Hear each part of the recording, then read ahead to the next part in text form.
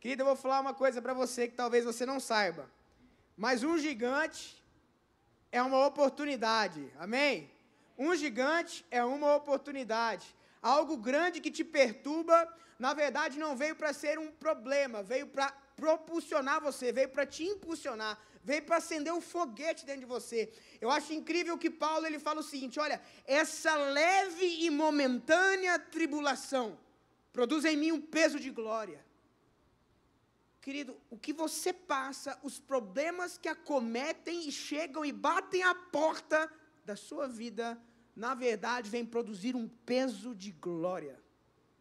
Algo maravilhoso. Então, uma coisa que você tem que entender, e eu quero que você repita comigo, gigantes não são problemas. Muito pelo contrário, são oportunidades. Queridos, gigantes são o que diferenciam mulheres de meninas, meninos de homens.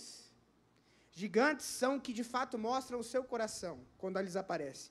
Gigantes revelam a nobreza de cada coração.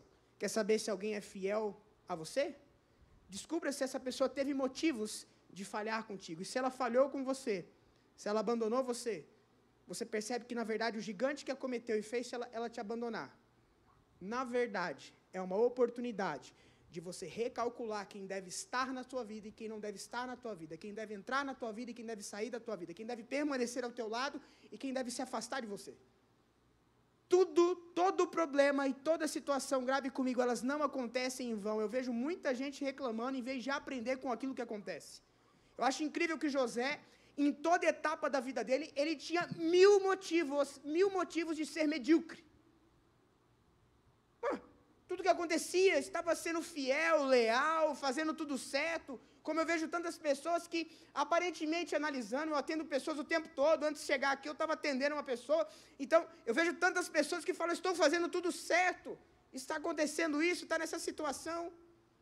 E a gente não sabe dizer o porquê, e também não precisa ter um porquê. Agora, o que ela tem que ver é que não é um problema. É uma oportunidade de revelar a nobreza que há dentro dela. E eu quero dar uma palavra para você que vai mudar, vai mexer com a sua estrutura, se você pegar e tomar posse dela, amém? Há verdades bíblicas hoje à disposição do povo de Deus, e vai mudar a realidade, a história daqueles que pegarem isso e tomarem como verdade, estabelecer isso como pilar, e desse pilar, usufruir de todo um fundamento, toda uma estrutura, toda assim uma laje para a tua vida. Eu queria ler com você, Josué. Vai abrir no telão, você pode olhar para mim, pode abrir no telão ali. Josué capítulo 15, verso 16. E vai aparecer no telão, até mesmo para você que me assiste aí na sua casa. Sempre sonhei em fazer isso, gente, alguém assistindo. Eu estou amando isso aí, você não sabe? É você que está em casa agora, ó. Amém? Glória a Deus para você. Olha só, olha o que diz esse texto. Disse Caleb, a quem derrotar Kiriat Sefer. Meu Deus, que nome é esse? Eu vou ter um filho agora, estou pensando, Léo, daqui a pouco o teu neto chamar Kiriat Sefer. Amém? Vem cá, Kiriat Sefer. Kiriat Sefer era o nome de uma cidade, mas ao mesmo tempo era o nome do gigante guerreiro que governava aquela cidade. Então era uma cidade de gigantes. E o maior deles era Kiriat Sefer, que batizaram a cidade com o nome desse gigante. Então Caleb ele disse, quem derrotar Kiriat Sefer, o gigante que domina aquela montanha lá, e a tomar, eu darei minha filha Axa por mulher. Outro nome interessante, né? Axa por mulher, né? Caleb está falando, quem matar o gigante lá e pegar aquela cidade, eu dou minha filha Axa como esposa. Versículo 17. Tomou-a, pois, Otiniel. Meu Deus. Otiniel. Filho de Kenaz, irmão de Caleb, sobrinho de Caleb. Este lhe deu a filha Axa por mulher. Versículo 18.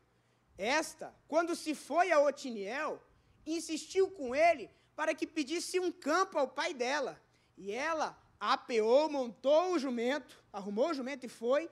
Então Caleb lhe perguntou, o que desejas? Respondeu ela, dá-me um presente. Deste-me terra seca, dá-me também fontes de água, então lhe deu as duas fontes, as fontes superiores e as fontes inferiores. Amém? Olha só, Caleb, para quem não sabe aqui, é um herói de guerra. Ele é um herói de guerra, reconhecido em todo Israel. E é uma boa dica para quem é pai de mulher aí, né? Olha o que ele falou assim, vai casar com a minha filha quem matar o gigante. Ou seja, entra para a família, quem for, cabra macho mesmo, o cara tem que ser forte. Vai entrar para a família, gente que não é frouxa, gente que não desiste, gente que não tem medo de desafio grande, gente que quando coloca uma coisa na cabeça vai até o final. E aqui eu acho interessante que Caleb estava falando a toda uma população de milhares e milhões de pessoas. O grande problema é que poucas pessoas olham para o grande desafio como uma oportunidade. O que eu aprendo com Otiniel aqui é que ele olhou para o gigante e viu uma oportunidade, de frente de todo mundo. Eu não sei se você sabe, mas essa história não é de hoje. O Davizinho, ele chegou lá onde estava Golias, confrontando toda aquela multidão, ele chega naquela situação e está o gigante dizendo, não tem homem aí para lutar comigo? Não tem alguém capaz de me vencer? Não tem alguém suficientemente habilidoso e forte para guerrear comigo? E Golias está lá confrontando toda aquela multidão. Eu vou dizer uma coisa para você. O grande problema é que nós ouvimos o que o gigante está falando. Mas enquanto o gigante gritava, o rei Saul também gritava. Ele dizia, aquele que venceu o gigante, eu vou dar isenção de imposto. Eu vou dar minha filha para casar. E eu vou dar riquezas. Eu vou dizer, Davi, ele não chegou perguntando o que é que Golias estava falando. Sabe o que Davi fez? O que é que o rei vai dar a quem derrotar esse cara? Querido, todo mundo estava tremendo para lutar contra o gigante. Davi, ele perguntou, o que eu ganho se eu matar esse cara? É quando você olha para o gigante, querido, em vez de você prestar atenção na palavra do gigante, você olhar para a promessa que o rei está te dando. Eu não sei que situação na tua vida você se encontra, mas em vez de ouvir o gigante, escute o que o rei está falando para você. Escute o que o rei está dizendo, se você for alguém firme, ao ponto de encarar o gigante como oportunidade. Eu não sei se você sabe, mas a vida são perspectivas de pessoas que olham limões, como é que fala? Limões, pessoas que olham limões e reclamam. E outras que fazem dele uma limonada. Eu acho incrível que Jesus, certa vez, ele sai numa situação e ele encontra um cego de nascença. E os seus discípulos falam o seguinte, mestre, por que esse cara é cego de nascença? Por um acaso os pais deles pecaram? Por um acaso esse cara fez algo muito horrível em vidas passadas? Por um acaso, esse cara, aconteceu alguma coisa, que pecado esse cara cometeu para ser cego? E Jesus olha e fala assim, querido, vocês estão procurando alguém para apedrejar, vocês estão procurando alguém para condenar, mas eu digo uma coisa, esse cara está nessa situação para que a glória de Deus seja manifestada na vida dele. É uma oportunidade, esse gigante que se apresenta na vida dele, é uma oportunidade, não é um problema. Eu acho incrível que Pedro e João, indo orar, quando eles estão orando, eles veem um coxo. Só que todo mundo via aquele coxo lá na porta da cidade chamada Formosa. Havia um coxo que todo dia estava ali. E quando Pedro e João passaram, diferente de todo mundo, eles não olharam um problema gigante. Eles olharam a oportunidade de levantar o coxo. Olharam para o coxo e falaram assim, olha, não temos ouro nem prata, mas nós temos a oportunidade de você levantar e te dar uma nova vida. Nós, queridos, temos que entender que Deus fez a mim e a você para encararmos os problemas que nos aparecem e tomarmos ele como oportunidade. Eu vou dizer uma coisa para você, as melhores terras, grave isso, as melhores terras são terras de gigantes. As melhores terras são terras de gigantes. Segunda coisa importante, o lugar que você quer já está ocupado por alguém. O cliente que você quer entrar a vender, ele já compra de alguém. O local da tua loja que tu acha muito bacana, porque é um ponto interessante que tu queria colocar, já tem alguém lá. Sabe por quê? Porque terra boa sempre está ocupada. Terra ruim, deserto, sempre está vazio.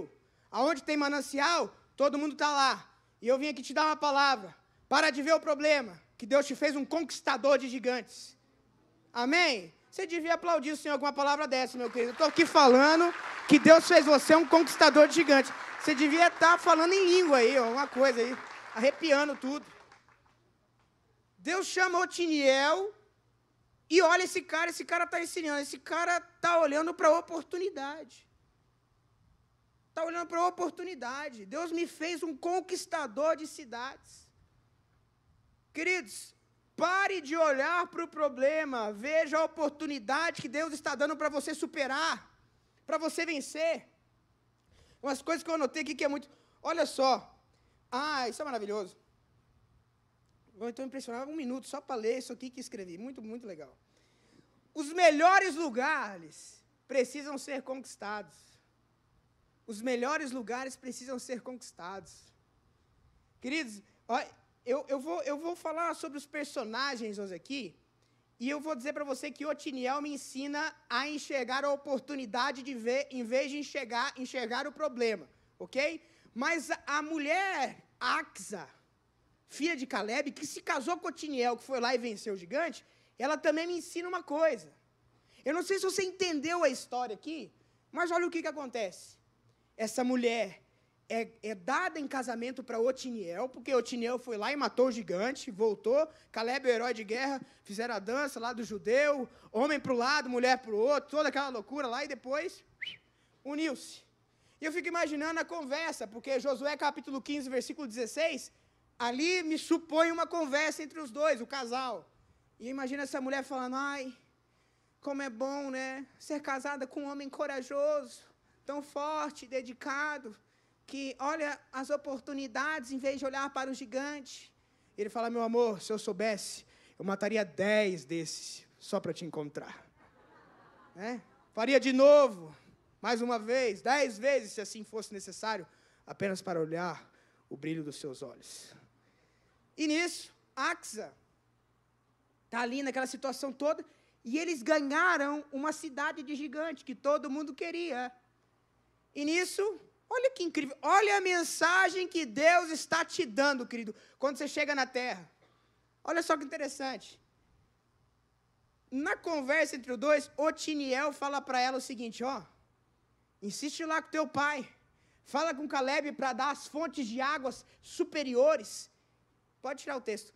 Darem as fontes de águas superiores e as fontes de águas inferiores também. Fala com seu pai para dar as fontes superiores de água e as fontes inferiores. E ela fala, mas meu amor, valente, fortão, nós acabamos de ganhar essa terra. Aí ele fala para ela o seguinte, você é filha dele. Vai lá e fala. Sabe o que Deus está falando comigo e com você aqui? Não é pecado querer subir de nível, querido. Não é pecado melhorar o que já está bom.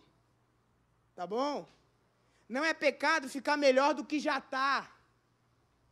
Não é pecado querer mais. Não é pecado, não é errado, não. E sabe o que eu aprendo com Axis aqui?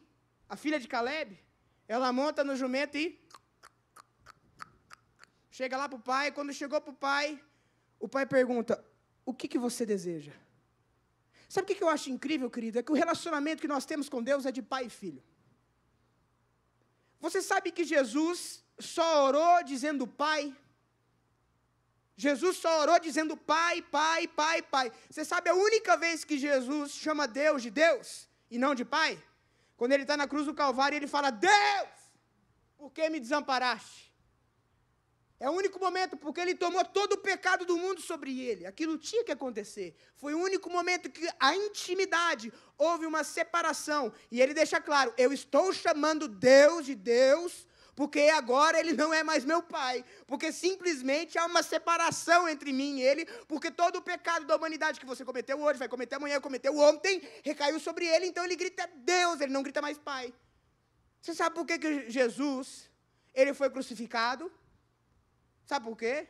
Um dos motivos principais, aliás, o motivo principal, porque Jesus dizia-se filho de Deus. Não era por causa dos milagres, não. Judeus, na Bíblia deles, na Torá, tem milagre. Não era por causa do milagre, não. É porque Jesus se dizia filho de Deus. E crucificaram ele por causa disso. Então Jesus o tempo todo está falando pai, pai, pai, pai, pai, pai, pai.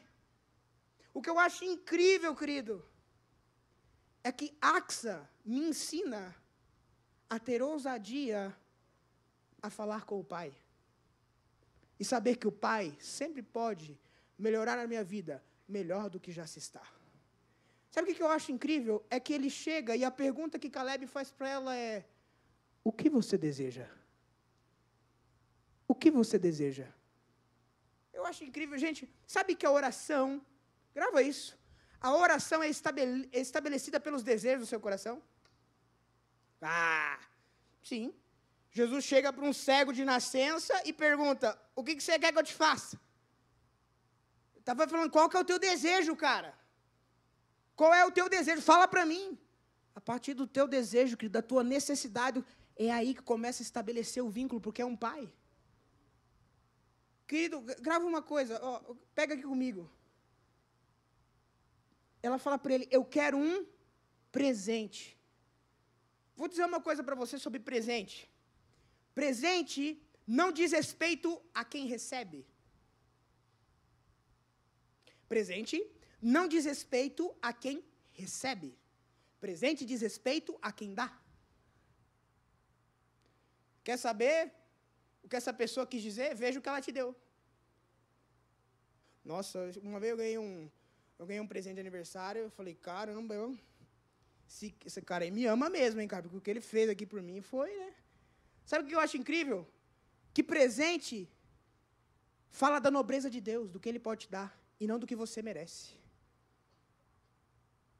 Meu querido, quando eu dou algo, eu não estou falando da pessoa que merece, eu estou dizendo acerca de mim. Sabe por quê? Porque Deus deu a salvação para mim e para você. Eu vou dizer, por mais que a gente trabalhar dia e noite, a gente não ia conseguir conquistar ela, não. Por isso que o que Deus nos dá não diz respeito a quem nós somos, diz respeito a quem Ele é.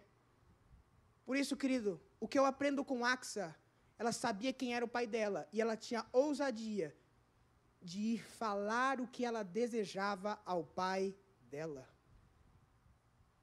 Eu sou um conquistador de cidade, eu vejo gigantes, mas eles para mim são oportunidades, porque as melhores terras são terras de gigantes.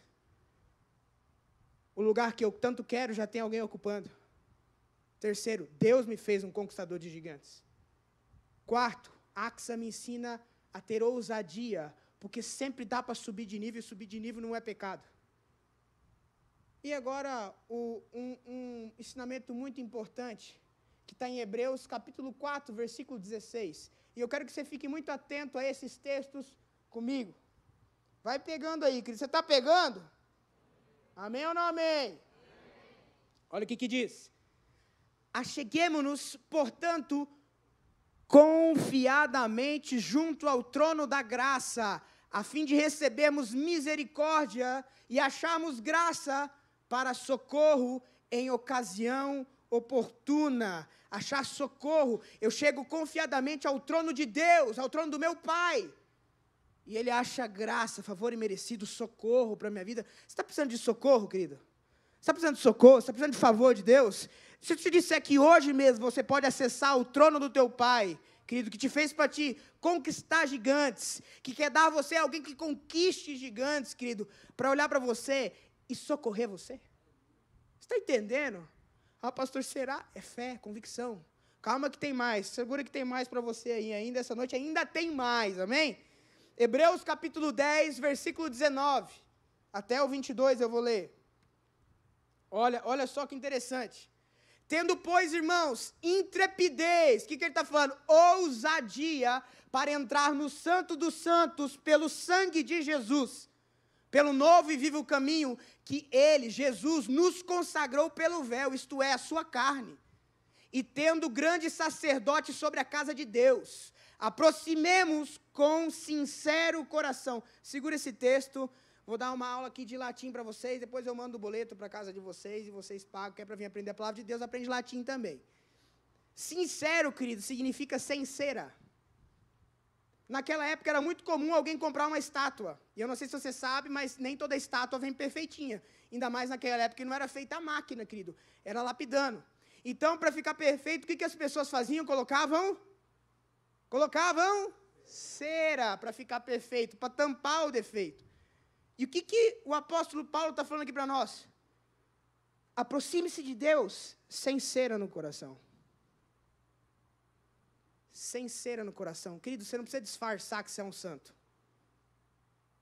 Você não precisa disfarçar que você pensou aquele negócio hoje. Você não precisa disfarçar que você desejou aquele negócio hoje, tá? Você não precisa disfarçar que ninguém viu aquilo lá.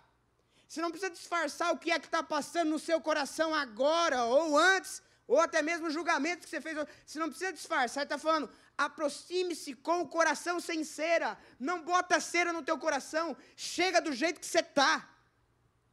Vai assim mesmo. Pensou em lixo o dia inteiro, vai assim mesmo. É sem cera. Olha, ele fala com o coração sem disfarce, em plena certeza de fé. Meu Deus. Plena, meu amigo, não pode ter uma sombra de variação de que Deus está deixando de te ouvir. Tendo o coração purificado. Querido, quem é que tem o coração purificado? Quem está com o coração sujo, precisa ser purificado. Por que eu coloco um filtro na minha torneira? Porque eu estou dizendo para a minha água que ela não é boa o suficiente para se beber, e eu coloco um filtro. Por isso que a Bíblia está dizendo que o seu coração e o meu coração ele tem que ser purificado. Porque ele sozinho não... Então ele está falando assim, vem do jeito que você está, porque o filtro é Jesus. Quando você fala o nome de Jesus, ele filtra o teu coração, e quando Deus vai beber da tua oração, querido, ela está filtrada pelo sangue de Jesus. Você vai falar um negócio, teu coração perturbado, querido, cai no filtro de Jesus. Jesus é o filtro aí, e Deus toma tranquilamente, gostosinho, por causa do sangue de Jesus. Você está entendendo o que Jesus fez? E tendo o coração purificado da má consciência do que você pensou hoje, e lavado o corpo com água pura. Gente, eu vejo muita gente deixando de ir ao Pai, não montando no seu jumento, não indo dizer a Deus o que deseja, porque esquece que é filho de Deus. Querido, você é filho de Deus. Jesus morreu porque foi tido como filho de Deus. E você hoje acessa o trono da graça porque você é filho de Deus. Você fala diretamente com Ele, Ele é o teu amigo. Não precisa de disfarce para falar com Ele. Ele te ouve. Ele tem interesse na tua vida.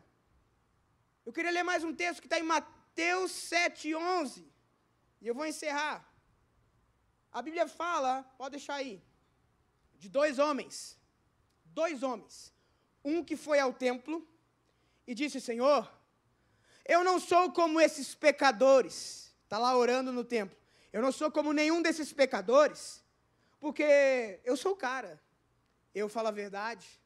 Eu dizimo tudo quanto tenho, eu oferto tudo quanto tenho. Eu faço tudo certinho. Eu sou muito bom. Eu escuto as pessoas. Eu acho incrível, tem pessoas que chegam para mim e falam, não, aquele cara lá tem tudo, menos Jesus, falta tudo, querido, para ele. Ele é muito bonzinho, então, falta Jesus, falta tudo. Aí ele está lá dizendo, não, porque eu faço aqui, eu sou um homem honesto, justo, tal. E orando para Deus, dizendo quem ele era. E o outro, no canto, dizia, Senhor, sê propício a mim, tenha misericórdia de mim, porque eu sou pecador. Eu preciso de ti. Deus diz o seguinte, olha, esse último aí, voltou para casa justificado. Esse outro aqui, a recompensa dele é ele falar acerca de si mesmo. Coração sem cera. Você faz o certo porque faz o certo, mas, querido, não coloque cera no teu coração, porque o que você faz não te justifica diante de Deus. O que te justifica é Cristo Jesus. O que Ele fez. E você sempre é carente da graça de Jesus. Independente, eu sou pastor, eu dizimo, eu oferto, eu vivo uma vida maravilhosa, eu falo bem, eu ajudo pessoas, eu tenho meus problemas, lógico que eu tenho, mas nada do que eu faço me dá algum tipo de direito diante de Deus. Nada do que eu faço me dá algum tipo de direito diante de Deus. É Cristo Jesus que morreu na cruz e eu dependo da graça dele que me dá o direito. Eu dependo do sangue de Jesus e não do quão bom eu sou, mas eu dependo dele. E quanto mais eu depender de Jesus, mais merecedor e digno eu sou de me aproximar do trono da graça com um coração sincero, sabendo que eu tenho falhas.